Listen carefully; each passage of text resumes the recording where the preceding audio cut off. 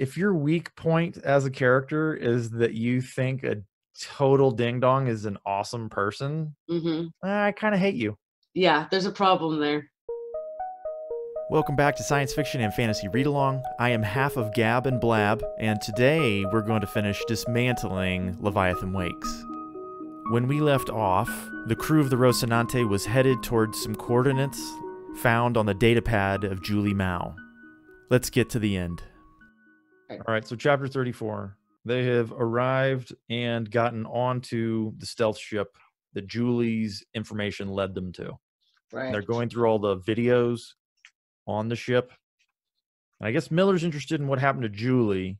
Obviously. Yeah, obviously, right, of course. But they watch Julie and the Scopuli crew get brought on board and the tussle that Julie has with them. And then Naomi finds the other video, I think, with the well-dressed sociopath. Yeah, they kind of figure out the origin of the superbug from Phoebe's station. That's what somebody was working on that. I think is it Protogen or I think it's Protogen station, but I don't know for sure. I don't remember. But anyway, we have heard about an explosion that took place there and a bunch of people died. And anyway, that's where the superbug came from. That's where the ship came from that picked up Julie. I mean, that's what we can infer, certainly. It wasn't Ganymede, was it? No. It was the Phoebe station. As soon as it was discovered, because we get this sociopath giving us like basically he's talking to the camera. It's like a sales pitch for needing to know, we have confirmation that this thing came from outside the solar system. It's extra solar, it's alien, and it's designed to do something. And he's making this argument very successfully that it needs to be studied. And that's the origin of the superbug. I don't have much more to add. Oh, I got a question for you. Sure, ask. It comes up later, but like I had the question myself now. When it comes to Holden being a complete dum-dum who just wants to tell everybody everything that he learns, why not this piece of information? There's no good answer. It's a weakness in the plot. Yeah. This is good information to put out there, in my opinion. This puts everything else into perspective. It does. It does. It actually points a finger at people being responsible, people who might be able to answer for 1.5 million people dead on Eros Station and all this kind of stuff. This goes back to when Miller was talking to Holden about, hey, the first time you did it, you thought it was Mars. Not true. The second time you did it, you thought it was the belt or whoever. Not true. Right. The third time, you think it's Earth, probably, look at the pattern, probably not true. But now you have some actual proof of people saying I did this. Some company, doing research or whatever, but that's not valuable information. For some reason, Holden completely overlooks this as something viable for sending out into the rest of the world. To me, this is a smoking gun. You put this in the hands of somebody that can use it right away. Yeah, and they don't. It's not a character growing moment for Holden. He just doesn't do it. No, it's just me asking, why does Holden notice this piece of information as being something that his character should want to throw out there into the world? Right. There's no reflection on his part for why he doesn't. It's obviously because it would disrupt their plot. Their checklist wouldn't work if they told the world right now. The intrigue wouldn't be there for the story, I guess. The following chapter, Naomi was going through more comm log reports and noticed this ship that they're looking through had been tight beaming a moving target. And they infer or decide that they've discovered that there's a science station that's observing Eros. And they want to know where it is and who's on it and what's going on. Oh, and there's a safe on the ship that they can't get open. And they decide to cut it out of the ship and take it with them. And then they scuttle that $1 billion ship. They blow it up. Oh, and then we find out what the fallout from Holden's last broadcast is. So what was his last broadcast? It was that the whole the vomit zombies and the stuff that's happening on. It was the engine signatures. Oh, right. Yeah, the super important information that the Marines had to get out, including saving Holden and crew. Which doesn't make any sense. Anyway, so when he broadcasts that information, we don't see the immediate repercussions, but now we do, because it's all over the news feeds that the minute that information got out, Earth and Mars alliance fell apart completely. Earth sucker punched Mars big time, blew up one of their massive observation stations, like destroyed one of the moons of Mars to get rid of the station. Whole bunch of people died. And Miller's there kind of like, yep, that's what happens when you're a complete ding dong, Holden. That's what happens. And he's like, this was my fault? It's like, I told you. Yeah, it was your fault, dum-dum. Your fault. On to Miller. So war between Earth and Mars is all over the feeds. And the Martian Navy is pulling out of the belt and burning for home at high G. Miller and Holden are arguing about information. And then Miller tells Holden, you just need to ask, what would Naomi do? Right. And then you'll know what's the smart move. What would Naomi do? And then they head back to Tycho and Fred. Yeah, I think that's good advice. Naomi's pretty smart. Yeah. I mean, she's not smart enough not to be in love with Holden, but yeah, it's definitely a character flaw. Oh my God. Yeah, everyone's got one, right? I was gonna say every character needs one, at least one. If your weak point as a character is that you think a total ding dong is an awesome person, I kind of hate you. Yeah, there's a problem there. I kind of hate I have an issue with you. Yeah, I think Naomi's a ding dong too. I know she's observant. I question it for sure. Oh no, her taste in men is atrocious. Yeah. Obviously. At first, when this all went down, what did she? I can't remember what her plan. I don't think she had a plan. Yeah, I don't think so either. Her purpose is not to come up with plans. Her purpose is to like point stuff out and fix things and follow orders. Be a counterpoint. No, it's to prop up this poorly developed character named Holden. True. Because he doesn't have his own character. He has to be propped up by all these other people. Fucking horrible. Terrible. Terrible. It's a terrible character. All right. And whoa, on to another Holden chapter. Thank goodness. So they're talking over dinner and Naomi figures it out. Euros's purpose is to see what happens when the proto-molecule is given enough mass to work with.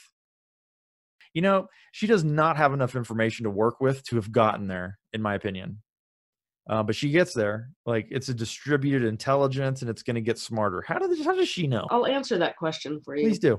We only see things from Holden and Miller's perspective. What the heck has Alex been doing this whole time on the ship? What are they doing on the ship? Naomi's the one who's like calling through the data pad and looking through all this information. Like, she's getting all the information. Yeah. That's what she's doing. We just don't see her doing it. Going back to, it's just kind of written poorly so that it stands out to you that, wait, how did she get all this information? Well, she is getting the information. There should have been a Naomi chapter where she's going through the data and she figures it out. Besides splitting up the work, I just don't think the chapter should have been split up like that anyway. But I'm inclined to agree with you. But because we miss out on those things. That stands out to you. We have to be more careful how we select books in the future. That's the fact. We will next time, hopefully. Oh yeah, trust me. All right, so they arrive back at Tycho Station with a lot more information than they left with, which is good. That's what you want in an investigation, right?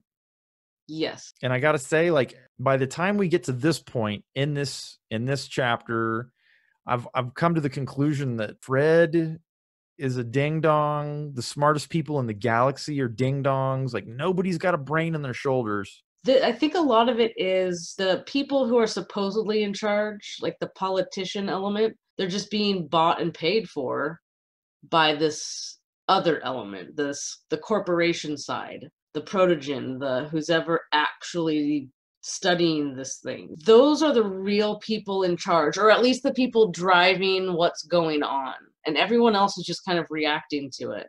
That makes some sense, but at the same time, you know, Fred's supposed to have the smartest people in the world working for him, and they couldn't figure out that simple thing about the drive signatures. No, that was a huge mistake. I agree with you on that. When Holden and crew come back and they're like, we've got this safe on our ship and it's got all this information and it's like a smoking gun, and he's like, I want it, and they're like, nope, stays with us. And he's like, yeah, okay, stays with you. I guess that's reasonable. Yeah. No, it's not reasonable, Fred. It's not. They're on a moving thing. Like, you're a much better person to hold on to that information than Holden is. Also, he has way more power than they have. And yet he doesn't. Obviously, and yet he doesn't. Obviously he doesn't, or he would use it. You know, he's another one of those puppet characters. Yeah. It's just there to provide counterpoint so that Holden looks like a badass, and it doesn't work. It just makes Fred look weak. Yeah, it causes problems in the story, character-wise. You know what the biggest problem with the story is? That it was written. They should have just made it a TV show, man. They should have just skipped the step of making it a novel and just turned it into a TV show straight away. They wanted to sell a TV show and make a lot of money. They didn't have any interest in actually writing novels. They just had to go through that step because one of them's working for George Martin and the other one is a non-famous, maybe sold a book or two, but not making any money novelist. But do you think it's even good for that, though? For something that was written to be made into a show? Well, it's great for making money, obviously. They're making tons of money. Yeah, I mean, obviously it was made into a show. And it hits the bestseller list whenever it comes out, so somebody likes this. And those things don't really always mean all that much to me. It means it's making money. Yes, but it doesn't always tell you how it's making that money. I don't care. That's its purpose, right? It doesn't tell you who's actually buying the book, if people are actually buying the book. Well, I mean, I bought it. Like fans. I bought it to read it. It's right here. I won't buy the next one. I won't buy the next one, and I won't buy any of the subsequent ones. But, you know, libraries are buying it. Whatever, man. It's not a bad story. It's poorly told. It's interesting. You know, like there's zombies and there's... It's the sort of story that's way more interesting if the characters involved have some more meaning, some more drive, some more involvement in what's actually happening. You were correct. But it's not the story's fault that the people that came up with the story aren't good at writing. No, for sure. But like, wouldn't it, like, do you think it would be more interesting if we got a little bit, like, if there's really no reason for this to be a mystery, for certain information to be kept from us, when it doesn't really forward the plot in an interesting way. I don't know. I'm not a writer, really. I'm not either. I don't know the answers to how to fix their problem, but that's not my problem. I'm not an editor. I'm just a very, very disappointed reader. Yeah, well, I'm just trying to figure out why we didn't like it. I mean, we know why we didn't like it. We've been talking about it. Oh, and we're going to continue. Yeah, so let's do that. The problems continue. So here we go. Yeah? Yep.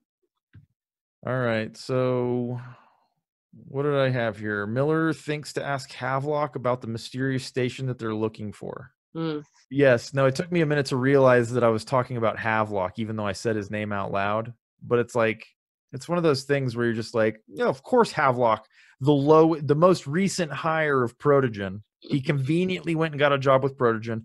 He conveniently is the most recently hired person on their staff, and he conveniently knows the location of their secret base. Right. He's not getting crapped on like he was before. Oops. Why would he know where their secret base is? The only explanation would be he's assigned there, and I don't think he is. No, he's not. There. No, he's not. And these aren't the type of security forces to be just letting anybody know what's going on. Yeah, we've got a wiki. Because that's anybody the point. That needs to know anything about here's your benefits manual, your employee handbook. Here's all of our secrets. Don't tell anyone. They're secrets. Yeah, he already knows about how all the operation works. It's ridiculous. Yeah. Absolutely ridiculous that he would know where the secret base is. But Miller asks him about it, and he gets the information. He's like, don't tell anyone. They'll kill me. What? Is this how they test all their new employees? Here's the secret base. Right. They know. Havelock, they know. Yeah. Wow. Whatever. All right. So Holden makes Miller cry. Oh, Holden makes Miller cry by being his friend. He's like, I want you on my ship. And Miller's like, I don't know what to say. Oh, and that was a Miller chapter. He's in a bad place, apparently. If Miller thinks, yeah, no, it's bad. It's bad. Okay. Anyway, nothing more to say about that. Moving on. What chapter are we on now? 39. All right. Chapter 39. So they're detailing their plan, and then I guess there's a change of plans because they didn't realize there were 2 ships that were going to be at this station that they're off to.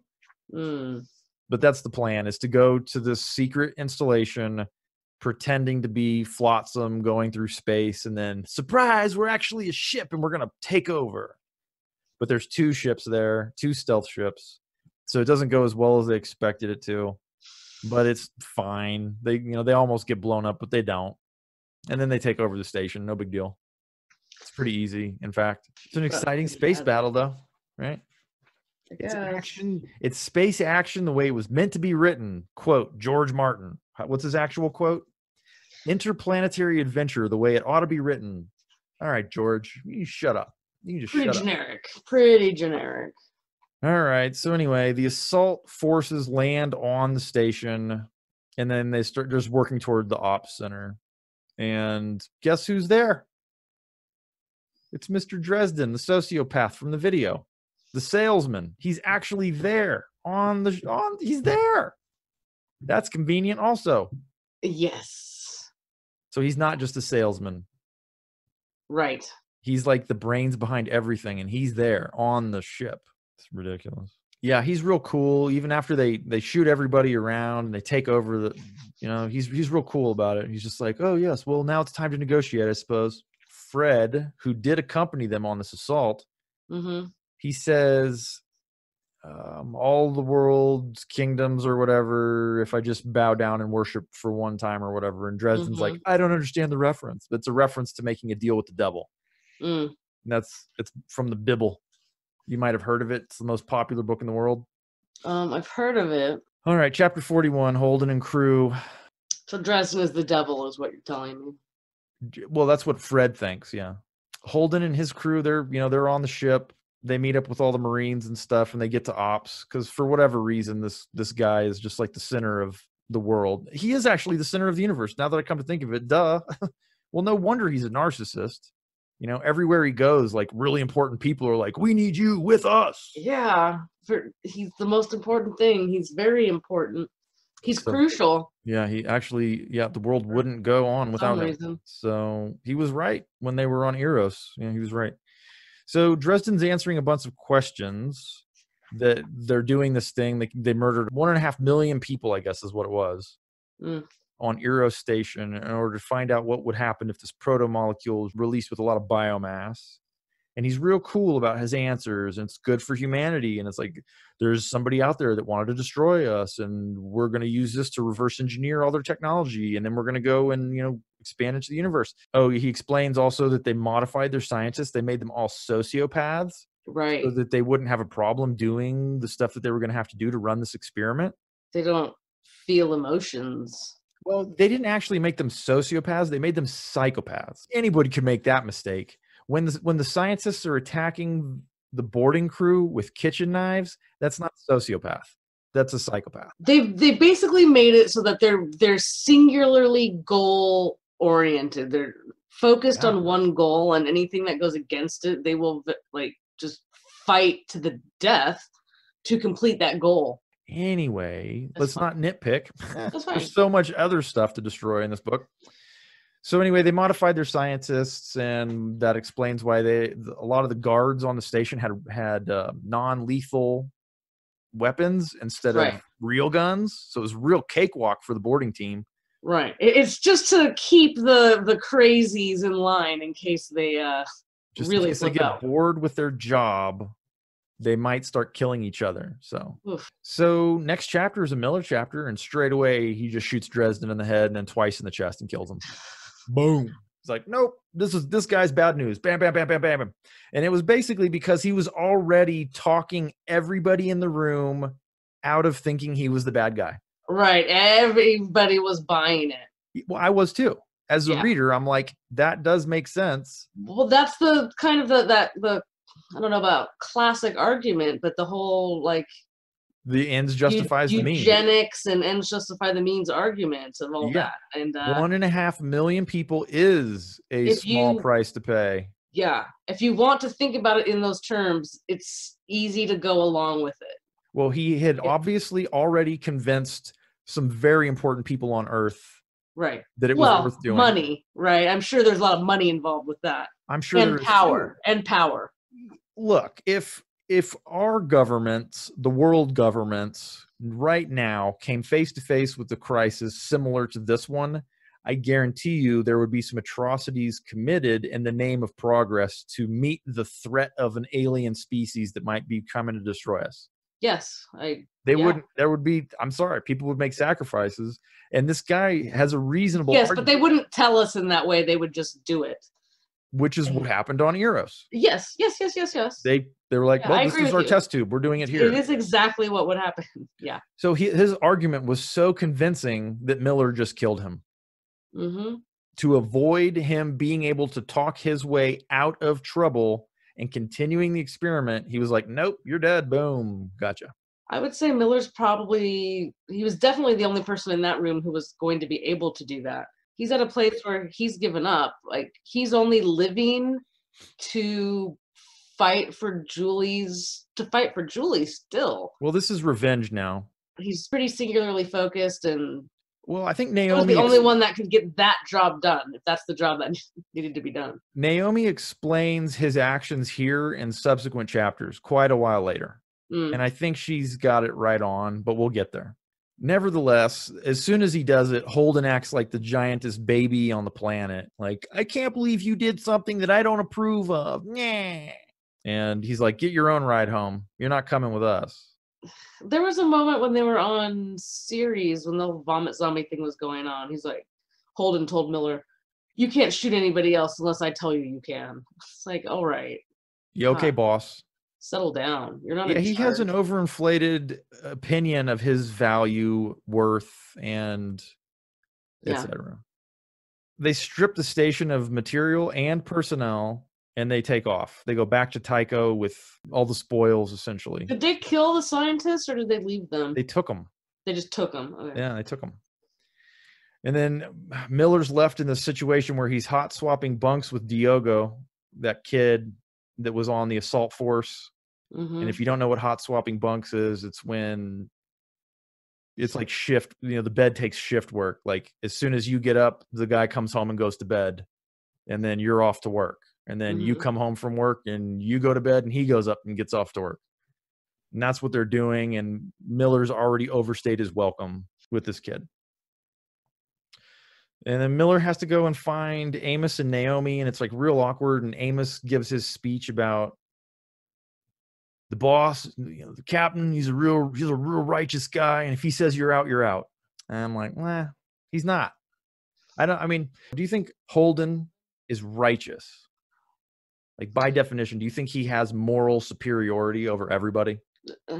He's killed more people than anybody in this book.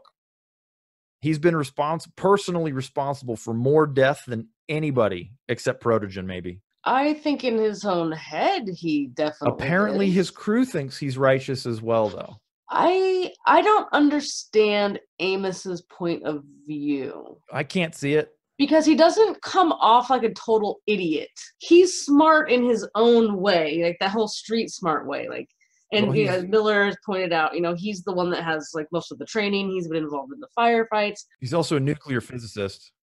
Just saying. Yeah, I don't believe that Amos would be so on board like that. Well,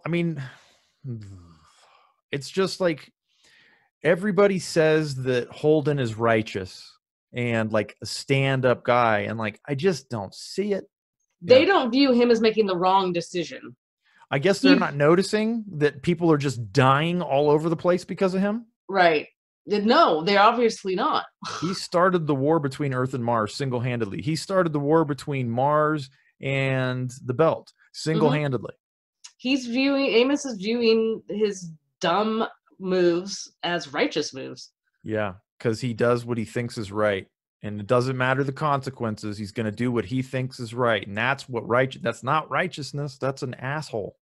Mm-hmm. That is a recalcitrant. He's not very good either at taking in other ideas and putting that into his thought process either, or his decision-making process. That's because he's a narcissist. Yeah. It's always his thoughts that really drive him. Yes. So yeah, I've got notes here that Holden's recent broadcast got a lot of people killed. His second broadcast, I don't remember really if it got anybody killed or not, but his first one certainly did. Yeah. And then I've got the question: is he righteous? And I don't think he is. I think it's a mistake to believe in this guy. I think it's a huge mistake for his crew to follow him. And considering all the things that Amos must have seen in his life, it doesn't make sense why he would. It doesn't. In think fact, that Holden is righteous. He should be backing Naomi to take over and get rid of Holden, because Holden does not make good decisions. Right. And anybody would be better at his job than he is. Naomi would be far superior at that job than he is. And Amos, the other thing is, it's a miracle that there's no rivalry on their ship. It's just it's an oasis of peace, and everybody gets along, and there's Amos has no reason. He admits at some point in time that he's into Naomi, and he would do her in a heartbeat if she'd let him. But he doesn't have any resentment towards Holden. Right. Bullshit. It's right, and especially the way Holden is. Well, and especially the way Amos is. Amos is genuinely an alpha male. Right? Holden is a beta male at best. Yes, but a coddled, spoiled shit. Yes. Amos could bend him in half and just break him. Then why, yes, I agree with you about Amos, but yet they write him as almost a beta male, not an alpha male. He fought like some of his first descriptors are like he follows Naomi around like a puppy dog, or does everything Naomi says, and da da da da. But yet we get those moments of Amos where we know he's not like that, but yet they write him to be like that. I think it's just, again, it's poor writing. It's not following through with the character, writing them how they would be talking. And yet Amos might be my favorite character in the book. Amos is my favorite character, I'd say, in the book, but I like Miller a lot. Still don't get a lot of him. No, we don't. Yeah. All right, let's move on to chapter 43. And notice how we just don't talk about Alex. We just don't talk about it. There's nothing to say. But you know what? With everything that's gone on, all the stuff that's happening, he's a Martian. Going back to what you said, they're all la-ti-da and friends. It doesn't seem to be too much conflict, except when maybe they have different decisions about what they want to do. Maybe. The only conflict... Alex wouldn't have stronger emotions about what's going on? Well, I don't know. Yeah. And then we get more information about the Earth. Oh, so what's going on is they're back on Tycho Station, and their ship is being repaired. So they've been there for a while, and there's some woman in charge of the repairs, and Holden's kind of like, hey, that lady's kind of like, hey, interesting. I'm interested, right? And the ship's at 90% repaired. It's flyable if they need to, and etc. And we know now that the tensions between Earth and Mars are getting worse, not better. And Miller goes and visits Holden to get some closure, maybe. I don't really know what the purpose of that visit was. Yeah, that sure. Closure, sure. Yeah, and then we get some sexy time with Naomi. Ugh. And this was the first time I wrote down Holden as a narcissist. God, that's the first time you wrote it down, huh? It's the first time I wrote it down. Because I think it's kind of undeniable by this point. Just look at the stuff that he says and thinks on page 439. I was just looking at the bottom of that page. I effed everything up. Everyone who's tried to help us. It's all about him. It's all about him. Yeah, 100%. Even the stuff that's not really about him. He had nothing to do with the Donager getting blown up. He had nothing to do with the Canterbury getting blown up. And yet he's like, it was my fault. No, it's not your fault, you dumbass. I need a win, Naomi. I need to do something that makes a difference. You've done a lot of things that have made a difference. Yeah, and gotten a lot of people killed. God. He's supposed to be the hero, for crying out loud. Yeah. No, I mean, it's blatant. In that paragraph, it's just blatant what his problem is. And why I hate him, and why I think everybody should hate him. I don't think anybody that reads this book should be like, Holden's awesome. I don't get it either. So now I'm going to ask you, has Miller done anything that endangered Holden and crew? Because he's being treated as though at any minute he's going to kill them all. He saved Holden's life numerous times. This is what I think. So when Holden and Miller were Eros, and all that stuff was going down, and like Holden saw what Miller was capable of, let's say. The rest of the crew didn't see all of that go down. So I guess just because he shot the guy, they think he's a wild card, someone that's, I don't know. That's the only thing that he did to threaten the crew, even though it didn't threaten them. It's like they're being self-righteous for some reason. It's like Holden's rubbing off on them. It's mostly Holden, and later on Naomi does defend Miller, but it's way too late. Like, she comes to his defense way too late. Yeah. Like, he's already on his suicide mission at the end of the book, and she's like, he's on our side, right? And Holden's like, what do you mean? So, like, her defense is absolutely too late. Holden's of the opinion that at any minute, like, Miller's going to get them all killed, and like, Miller has done absolutely nothing but save their tails. It's ridiculous. And they saw, from the first moment Naomi saw him, she knows that he knew Julie and was pretty upset or touched or shaken up or, affected by Julie and all of this. So like, he obviously has a good motivation, a positive motivation, let's say. Yeah. Or not, like, he doesn't want these horrible things to happen to people. But yet, because he shot that guy, you guys are flipping out. Yes. It's quite bizarre. It is bizarre. Especially considering everything they've been through and seen up to this point. All right, so chapter 44, back to Miller. Eros has begun broadcasting gibberish on, like, open channels. Everybody can listen to it, and people are, like, mixing music to it and stuff. And it's, like, pretty hardcore. And Miller's like, yep, that's hardcore. He's dwelling on suicide and Julie, and like, he realizes that his, like, he's got nothing, he doesn't have a job, he doesn't have any real reason to live, he doesn't have any friends, he doesn't have a crew, his investigation is dead, it's over, there's nothing for him to do, his purpose is over. Mm-hmm. So he's kind of suicidal, basically. He could go get a job with Havelock. Yeah, well, he immediately turns himself around, which is an admirable trait, wouldn't you say? He's dwelling on this stuff, and he's like, I should kill myself. And then he's like, you know what? No, I'm just going to go get a job. So he starts looking for a job. And he ends up in front of Fred because he can't get a job as security because he's overqualified. It's kind of like problems that teachers have when they've been working for too long. Right. They cost too much money. Nobody wants to hire them, that kind of stuff. Mm.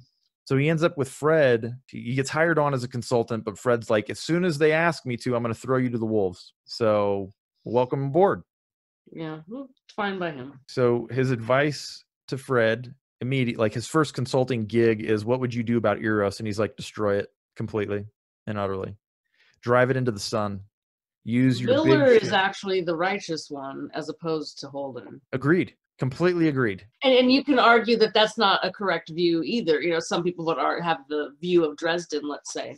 Killing Dresden? Dresden's argument of, like, this is a positive thing and blah, blah, blah, blah, blah. Whereas Holden or Miller's like, no, this is horrible, dangerous. You can't do this to people. I'm saying you can argue against Miller's thoughts as well if you're like Dresden. You can, but it doesn't hold up very well. But as far as black and white, good and evil is concerned, Miller is the righteous one in the story. Yeah, he makes hard decisions, even though he knows what's going to happen to him is bad. Exactly. And he does it again and again and again. So yes, exactly. Holden is not righteous. No. And I would also argue that whenever he makes a decision, I don't think he ever thinks about the consequences. Who, Holden? Yeah, Holden. No. Yeah, he's living in a fantasy land. He makes a decision and that's it. No, you nailed it, Jill. Excuse me, Blab. Yes. You've nailed it. Yes. Miller is genuinely righteous. Holden is a stand-in, fraud. So yes, the hard decision. Do you think they did that purposefully? No. I'm just trying to give them a little benefit of the doubt. I don't know. So yeah, Miller advises them to destroy Eros. to use that big ship that the Mormons commissioned to drive it into the sun. I thought that's what he was recommending, but actually, no. He's recommending that you strapped Eros with nuclear weapons, and then you use the Nauvoo to hit it like a billiard ball. Does that seem reasonable to you? It sounds silly. It sounds like a Looney Tunes cartoon or something. No, you're right. I mean, maybe strap the engines of that thing onto the rocket and drive it into the sun, but hit it like a billiard ball? No. No, I don't think so. Anyway, Fred's like, that's a great idea. Okay, sounds crazy to me. All right. Oh, my first note on chapter 45, I hate Holden. So all I have for this chapter is that Miller explains the next phase of the plan to Holden. You're going to defend Eros until it can be destroyed in your ship with your crew, and that it's a dumb plan, but they're going to do it anyway. And then there's some posturing from Holden where he just talks blah, blah, blah. Yeah, I don't have anything to add. I don't know what he said, but I know how I felt about it based on my notes, that it was empty bullshit. Yeah, this is just telling us what's going to be happening in the next few chapters, basically. Yep, there you go. All right, so chapter 46, back to Miller, thank the Lord. The Mormon crew on Tycho is all pissed off. Because I would be too. I mean, I don't know if I would riot. Well, how much money did they pay for this thing? I mean, technically, I guarantee you that the Mormon crew on Tycho didn't pay anything for it. The Mormons, whoever is financing this project, it's not Tycho. Billions. Yeah, billions upon billion, maybe trillions. They feel strongly about their religion. Yes, I understand that, but they're rioting on the station, and this book likes riots. Yep, they like it's their go-to for large-scale conflict. Yeah, not large scale, but like population scale. This is what the people think. Riot. Yeah, it's a form of communication. So the Rocinante is already en route to Eros.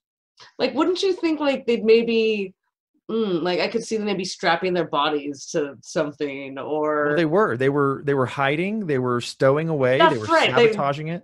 That's right. That's where I got that idea from them doing that. Did you forget? It's a forgettable chapter.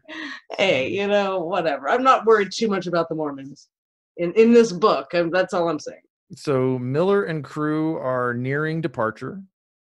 The Rocinante is already on its way. The Mars Navy has slagged Phoebe's science station, which says that somebody released the information. It wasn't Holden, but somebody released the information about Phoebe's station, and Mars is taking their revenge. Who do you think? Do we find out who released it? I don't think we do. Who do you think released it? It's very likely Fred did, or through OPA channels.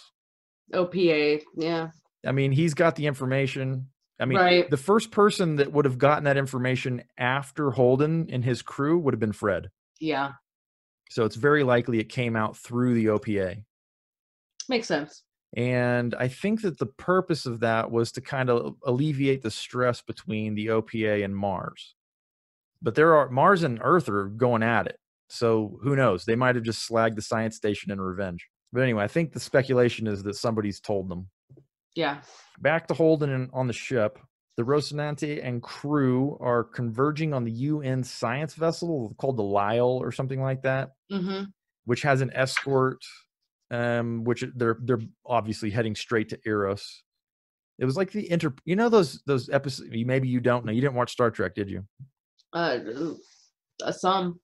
Periodically, there would be a science vessel on its way somewhere, and they'd get into trouble, and then the Enterprise would have to swoop in and rescue them, or escort them through enemy-held territory or something like that. That's what's going on here. We've got an escort vessel, which is a military vessel, and a science vessel heading to Eros Station, trying to get a sample.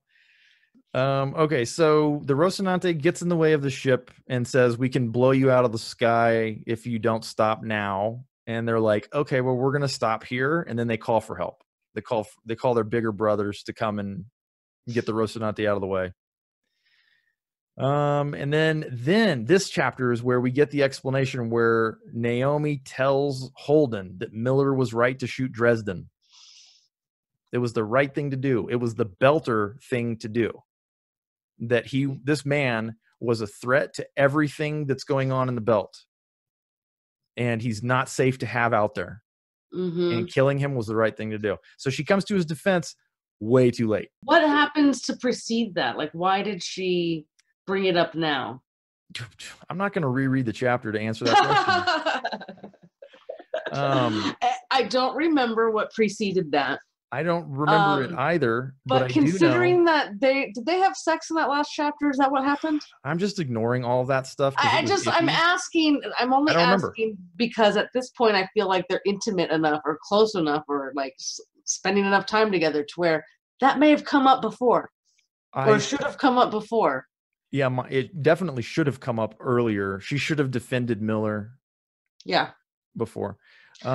Especially being a Belter, I find it odd that they don't have a little bit more of a camaraderie. Yeah. Considering what we've learned about the belt. Yeah, I agree. From the early chapters, it kind of doesn't make sense to me now that I think about it. No, apparently she can read his mind or whatever, but she understands his motivations, but not enough that she will defend him when it's important. She'll always wait till it's too late. I guess I'm surprised that they're not more in sync with like a Belter attitude. You're asking for them to be reasonable about how they put the story together, but I'm guessing it didn't fit the checkbox. I agree, but I'm just pointing these things out. It threw the spreadsheet off completely. Yeah. So they were like, nope, not coming in this book. Your reason and rational thinking, throw it away. I mean, she should have been. Nobody will notice. She should have been a way bigger counterpoint to Holden. Yeah, but then he might have stayed on the ship. Throughout this whole book. Yeah, but he might have then been able to stay on the ship where he couldn't have done what he needs to do for the rest of the book. Right? So he needed to get kicked off. So it was an artificial conflict that needed to occur in order for Miller to get kicked off of Holden's ship. So Naomi couldn't defend him when he needed to be defended because we, the reader, need Miller not to be on that ship. Right? Man, I feel like the show does that better. I'm trying. Of course they did it better. It's television. I mean, they do create. There's more scenarios where Naomi and Holden are not on the same page. As it should be. Anyway. So this chapter, we also see Holden maybe it was probably pointed out by Naomi because she's the only one smart, but maybe Miller did something that Holden didn't want him to do, and so he's mad because I'm the captain. You do what I want. Now, I'm the narcissist and the important person in the universe, and you're acting outside of my plan for the world. So I don't like you anymore. Couldn't the opposite also be said, that maybe he's mad because I don't know. No, because he wouldn't have killed what Miller did as self-righteous, and he didn't make that, or as righteous, and he didn't make that righteous choice. You can make that argument, but Holden would never have killed Dresden. Right? He would have made sure that he got arrested and put to trial. I guess so, but then I think back to because Holden has to have something right in his face for him to really care about it, like that dead kid, right? Oh, you're saying he's myopic. Yeah. The dead kid triggered him into a small little rampage. Dude, okay, so to me, that's far more concerning. He panicked, essentially. His emotions made him make a bad decision. Yes. So that's far more concerning than Miller casually shooting this guy in the head, because he's obviously calculating this guy's a danger to us all. Bam. Yeah, I'm just saying, in opposition to what Holden was thinking at that moment, than what Holden's thinking in this moment, it's just interesting to point out, I think. Yeah. Holden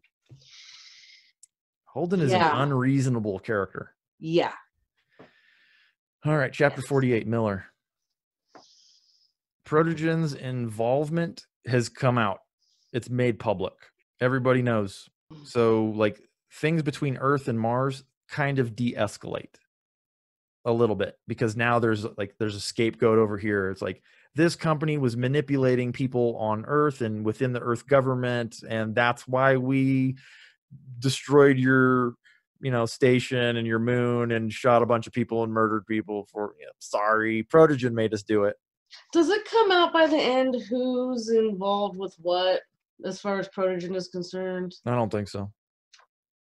Okay, well then I'm just gonna say this. Whoa. I think it's pretty clear if both of them are kind of like taking a step back because this Protogen information came out. All it does is make me think they're both involved with the Protogen stuff. That's what that makes you think? Well, if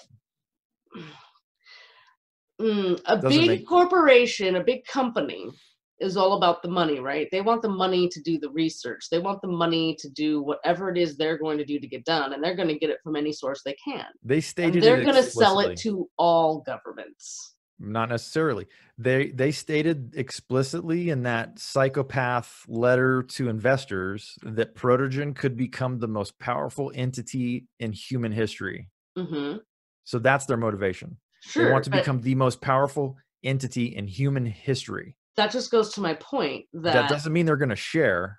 No. It's not about sharing necessarily. It's about getting what they need from Earth or all Mars. Sources. Whoever. Yeah, we're going to tell Earth that we can do this for them. We're doing that. We tell Mars, I'm not saying that is what's happening. There's no way that, let's say Mars was their investor. And whatever happens goes down, and Mars isn't really involved anymore. You can't tell me that Earth wouldn't step right in and take up that mantle. No, the Protogen is bigger than governments and corporations, right? I don't know what my point is. I think I understand what you're getting my at. My point is that I would not be surprised if there was somebody from both governments having conversations with people from Protogen. I'm sure you're correct, but it does. So once the Protogen information comes out, it's like, all right, step back for a second. We can't have all of the information come out. Yeah, because not everybody was complicit. Even on Earth, not everybody in the government of Earth was in on it. That could never be. There's no way. It would have to be a way more clandestine operation. And it was, and that's why Earth and Mars stopped. They didn't stop, but the hostilities lessened because that connection was made, and people on Earth with a little bit more reason were able to, hey, this was going on. Yep, that was going on. Well, I'll be damned. Not in my watch, kind of thing, right? Well, right, and the people that know what's going on have to take a step back because now they don't want to be exposed. Well, the scandal will certainly be worse than a marital scandal, right? Yeah. All right. So, chapter 48, Miller. Yeah, so de-escalation occurred between Mars and Earth. And then Miller's ship is docking to Eros with all those nukes. And the guys are spreading out, and they're strapping these nukes down, and they're putting these proximity sensors on them. And Miller's like, nah, I'm going to stay here. You guys go on back. My life is over now. I got no purpose, no meaning. I'm just going to stay here and die like an old man. And they're like, okay, bye. And they fly away. Yeah. So he watches as the Nauvoo approaches. It's supposed to make contact. He's expecting to die. It's supposed to make contact and like knock that rock for a loop, right? Send it, to the sun. And the ship is coming in, and then it's like, why didn't the ship hit? And the ship just goes blasting by. He's like, wait a minute. How did they miss? And it's because Eros dodged. Right. The whole, what is Eros again? It's an asteroid. An asteroid. The asteroid just slightly moved out of the way. Yeah, real fast. Which is ridiculous. And Miller didn't feel a thing. He's wearing magnetic boots. Like if that thing dodged quickly enough to, avoid a missile, basically, then it moved pretty quick, and it should have thrown him right off, and it didn't. Right. He's on the outside. He was watching it from the outside, not inside.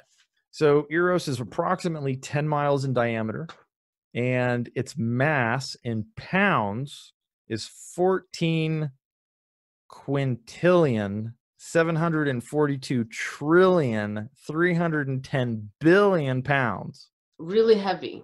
It's massive. Literally, like, understatement, small. right? I mean, 10 miles across doesn't seem that big. Eros is really big, and it just dodged a missile. Mm-hmm. And Miller didn't feel a thing, so it has like inertial dampening going on.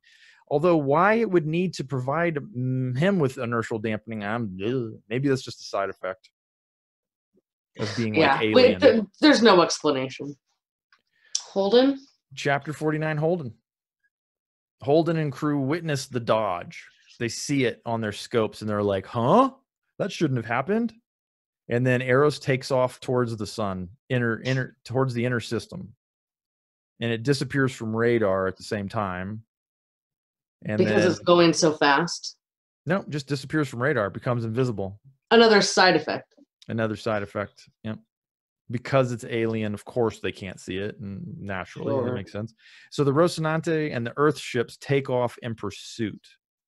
And they estimate that it's 90% likely it's heading towards Earth. And then Fred's plan to detonate some of the mines on Eros in hopes to divert its course. Like, that's their best plan right now. Is like, well, if we blow up some of the mines, it might go sideways. And I guess Holden calls Miller, and he's like, yeah, I'm still on Eros. I'm like, what are you doing on Eros? Where did he think he was? Off on whatever ship the Belters left off of? Yeah, back on the way to Tycho. Who knows? Mm-hmm. What does he care anyway? Right? Well, I don't know. I mean, they've shared some moments. Like, they've shared moments. None of them good. Yeah, but those things bond people, do they not? I mean, they almost died together. Holden kicked him off his ship because he's a little baby. Ugh, God. Basically. And he's not able to think about anybody but himself and his dick. So. And uses the excuse that it's like to protect his crew or whatever.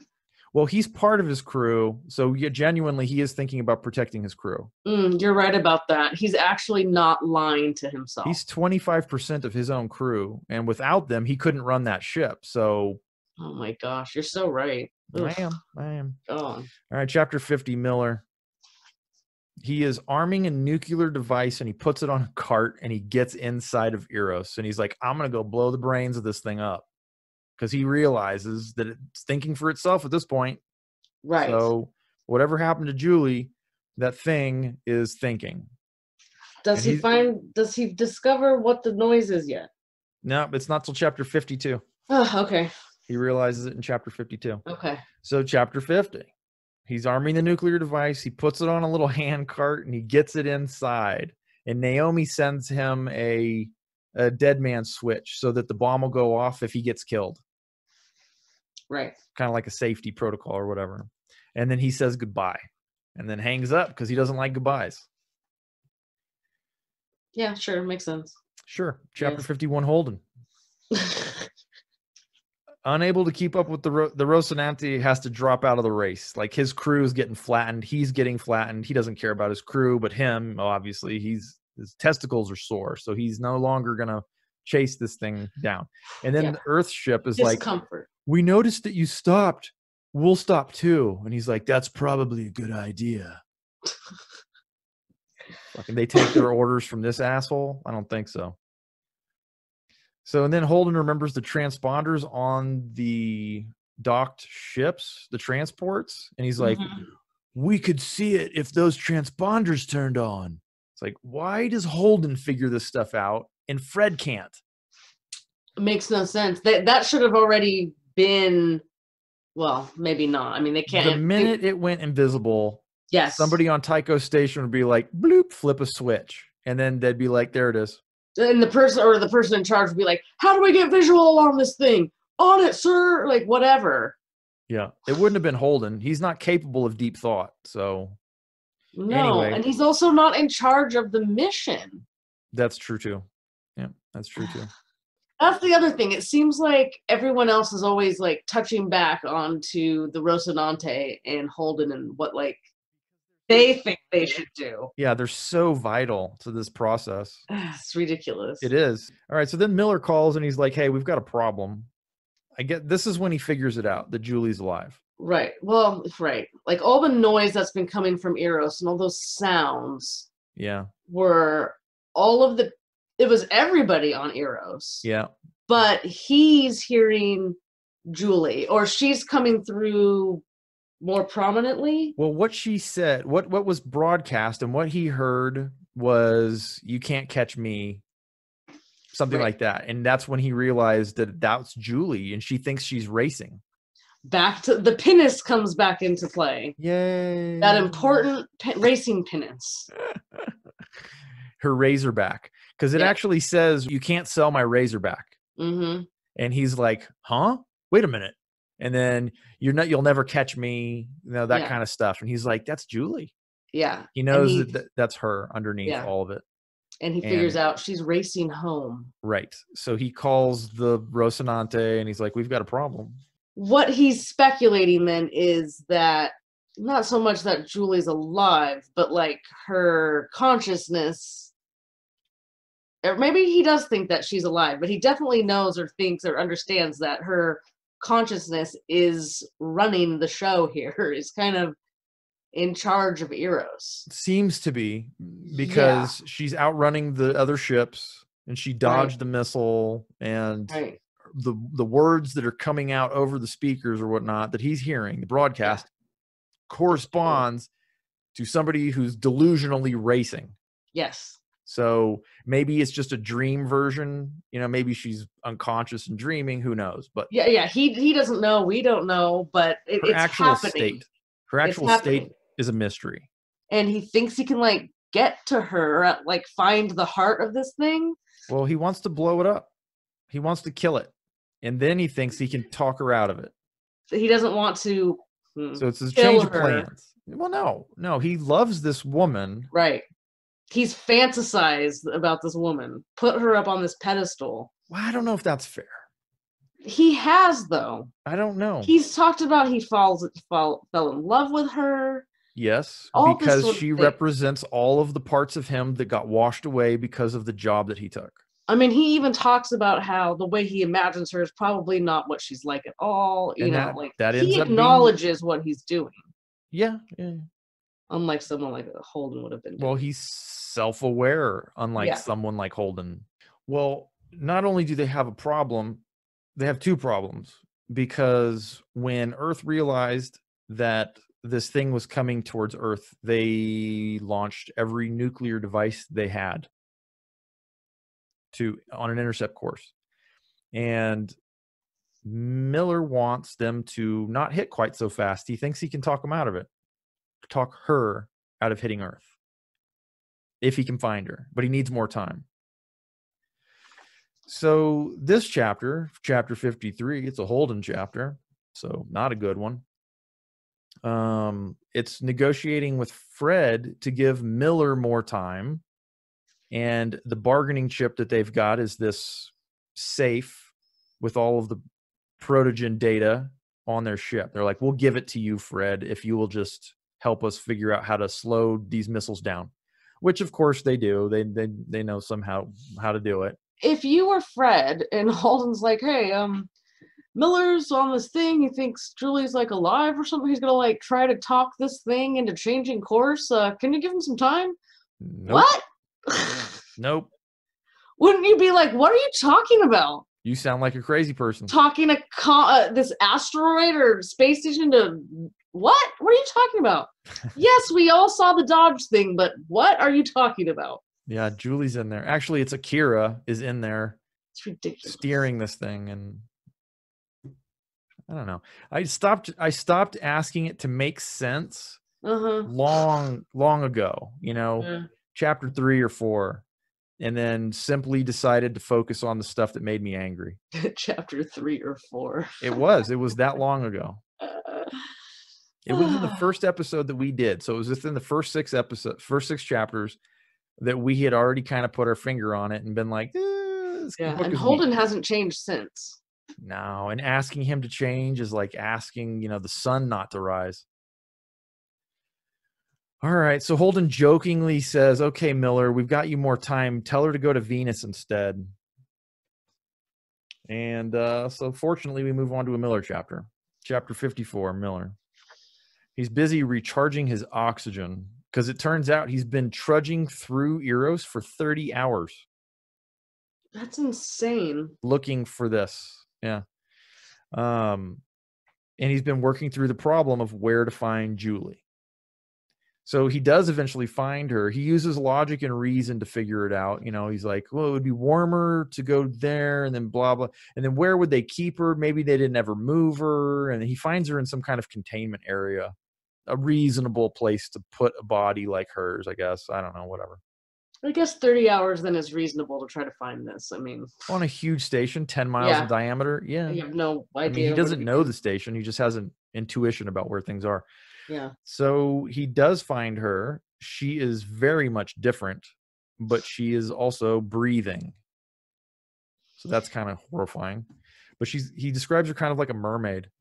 Like her legs are gone and she's just like tentacles and black mass and like all sorts of like beautiful spirals and stuff are coming out of her body. And yeah, she's a mess and her eyes are all different and weird and still beautiful, still Julie. But he does say that her chin is wider than he imagined, he fantasized, you know. She doesn't match. Why mention that? Is that just a guy's perspective? In a stereotypical fashion, is that just a male writer writing that? Like what? Why? What are you talking about? The whole like, oh, she doesn't, you know, she's not as pretty as I imagined. Or he didn't say pretty. He didn't say pretty. Oh, okay. I'm sorry. He said that like the nose wasn't the way that he imagined. He's acknowledging that he was fantasizing about her. Okay. I just that like in his imagination, she might have been this perfect, beautiful thing, but in reality, she's this person. She's her own thing. He's acknowledging that he put her up kind of on a pedestal. And that he was not entirely correct. But he knew that all along. He knew that all along. But he's sitting down with her and he takes his helmet off. And then his gloves. And I think he's like, hey, hold this button, will you? He already knows he's getting sick. Miller does. Like he's taken off his helmet, he's taken off his gloves, and immediately he's like, he feels the tickle in his sinuses, and like he knows that he's just allowed himself to be infected. Well, it's not an airborne thing though, right? There's all sorts of stuff in there that's floating around. Okay. Yeah, you remember all the little lighty things and yeah. The pathogen, if you want to call it that, is not airborne, but certainly it has created little things that fly around. The whole Eros environment is this thing, basically. It's Akira. I mean, I say it because it's where it was taken from. Like you're right. Like even the air in and around is whatever this molecule is, probably. Yeah. Yeah. All right. So he knows he's getting sick, but he's there with Julie and they're kind of talking. They're having this weird conversation and she thinks that she's racing and he kind of brings her out of that and is like, nah, you're kind of driving this thing. And she's like, they want something I don't understand. And he's like, I believe you, but try not to drive it to Earth because you'll kill everybody. So she's. And when she's talking about she's talking about the aliens, the molecule, the aliens, or whatever is in charge of this molecule thing, and not in charge as in prototype. She said it's really big. Like the whole thing was kind of funny to me because it was such. It's like a dick joke.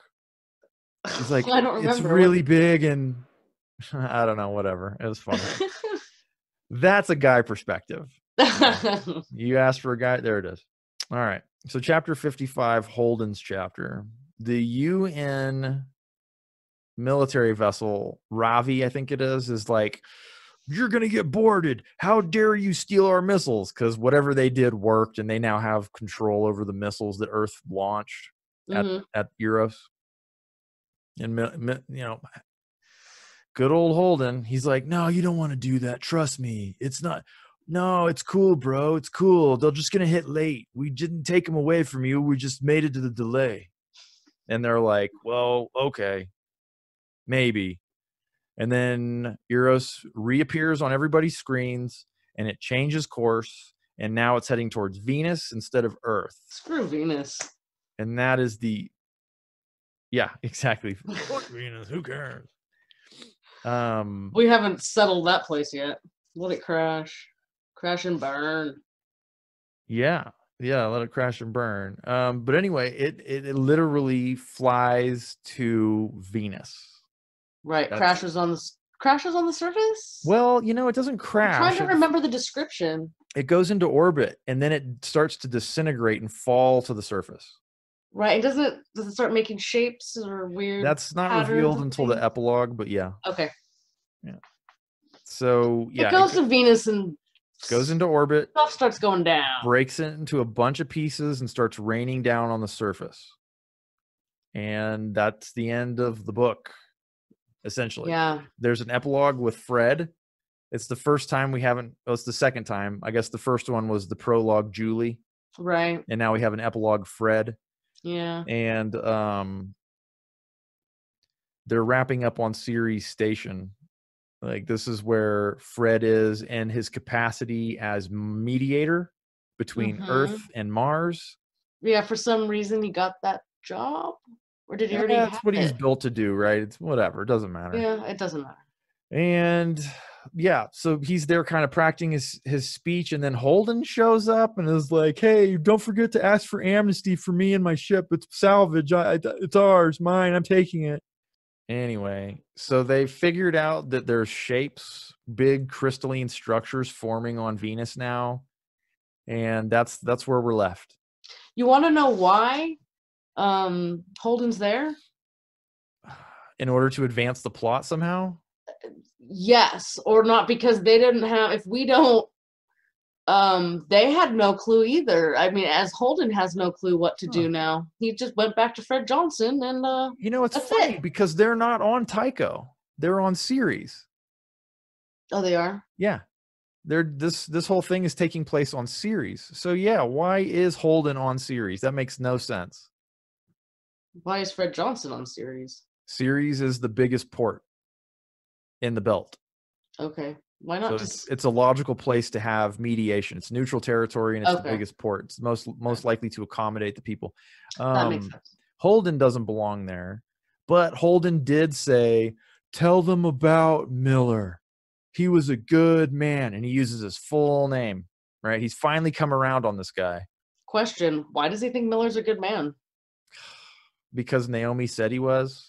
Yeah, exactly. Yeah, I from Holden's perspective, what made him change his mind about Miller? Just because he sacrificed his life to save everybody on Earth.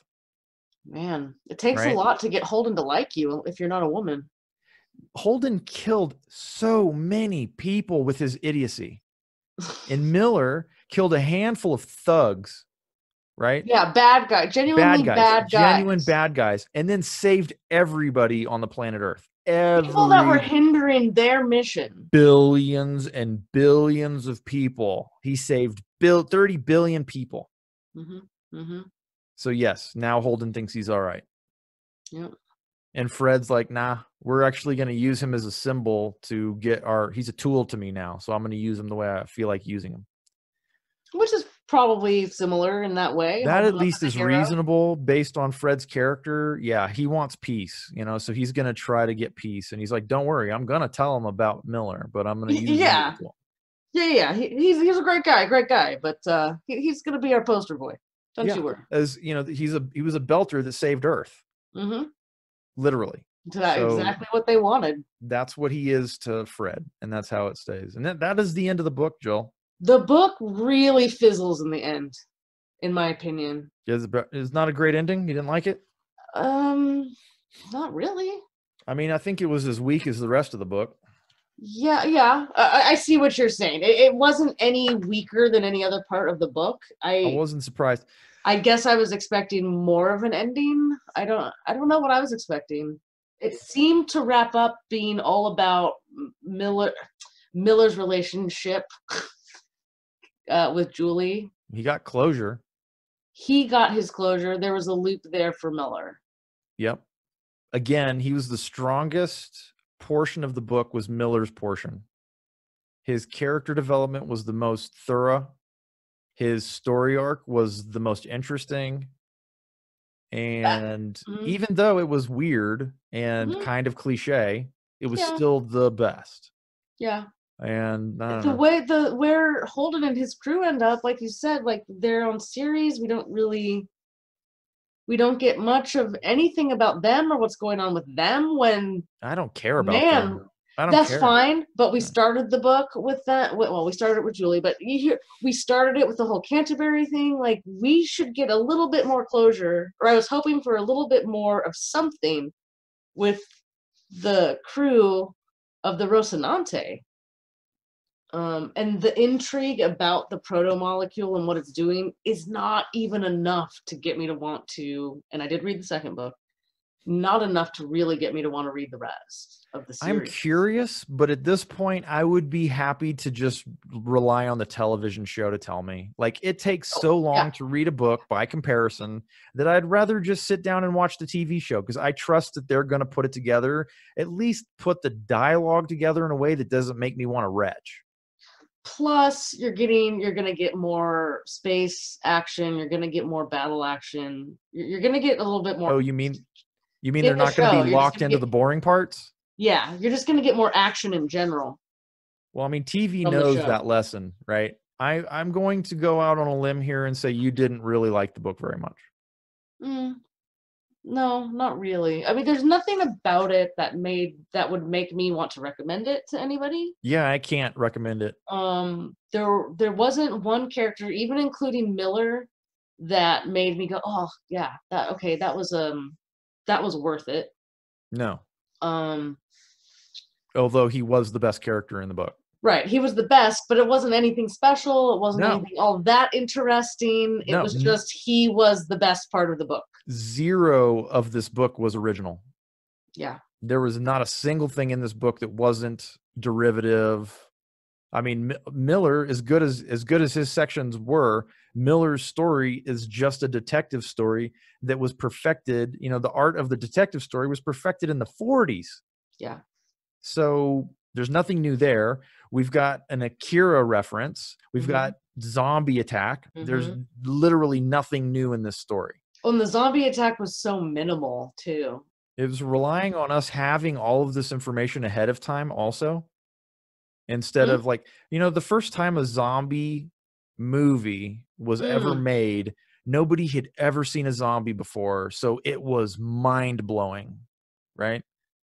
But these guys just relied on us having seen those zombie movies before. So they could just say, the first zombies came out of the tube and started up. You know what I mean? Yeah, and then Holden just calling them vomit zombies. Really, really lazy, you know, and no risk whatsoever. Agree. They didn't take any risks with this book. They took the most popular things from popular culture in the genre, and they smashed them all together, and they made a story. I'm telling you, they didn't write this to make a good story. They wrote this to make money. But they had to have duped somebody then into making it, because it's not that good. I mean, the characters aren't intriguing. Okay. But I guess, like you said, it doesn't matter. You know, one of them had a connection with George Martin, who was by then very famous. And then the other one, like, knew better how to write a book. And honestly, it was a sci-fi show to begin with, so it wasn't even... That got canceled. Right. It was, no one's watching it. It's on the Sci-Fi Channel. So it shouldn't have even gotten as big as it did, probably. Well, the book has sold many copies. I mean, it was whatever, you know, it's gotten a lot of traction, and even just on its own merits as a book, like, it's not, I speak too harshly on it. It isn't garbage. It's not a good book. It's certainly not a great book. It's not going to be remembered in the canon. No, but for a book that's 561 pages long, it was hard to get through because there's nothing going on. Why is there so many pages? Because they had a spreadsheet. Right. And every point on the plot needed to be covered, and they did. They covered them all. You know what? This book, like, it doesn't have any feeling. Yeah, there's no there. As a whole, this is a cold book. Yeah. Anything else? I'm gonna call it there, Jill. I'm gonna say, as far as reviews go, do not read this book unless you're bored out of your mind and there's nothing else to read, or you've just learned English. Right. Even if you're like me and you saw the show and you're like, huh, interesting. I bet the book's even better. There's probably like more details and more information.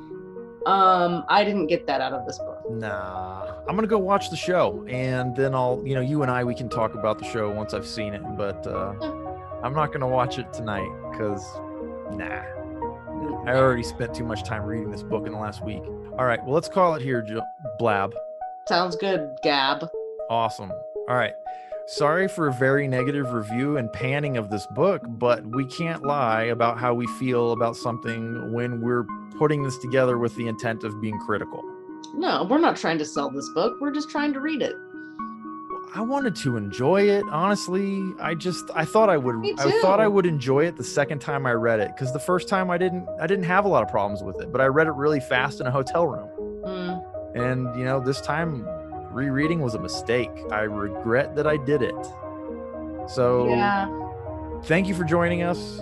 Sorry about the negative slant, but yeah, we just had to get this done, the book itself done. If you enjoyed it, which I doubt you did, subscribe, tell your friends, whatever. But if you didn't, and we wouldn't really be that surprised, we're going to move on to a new book, so maybe you'll like that one. So we'll see you in the next one. Thanks for joining us. Bye.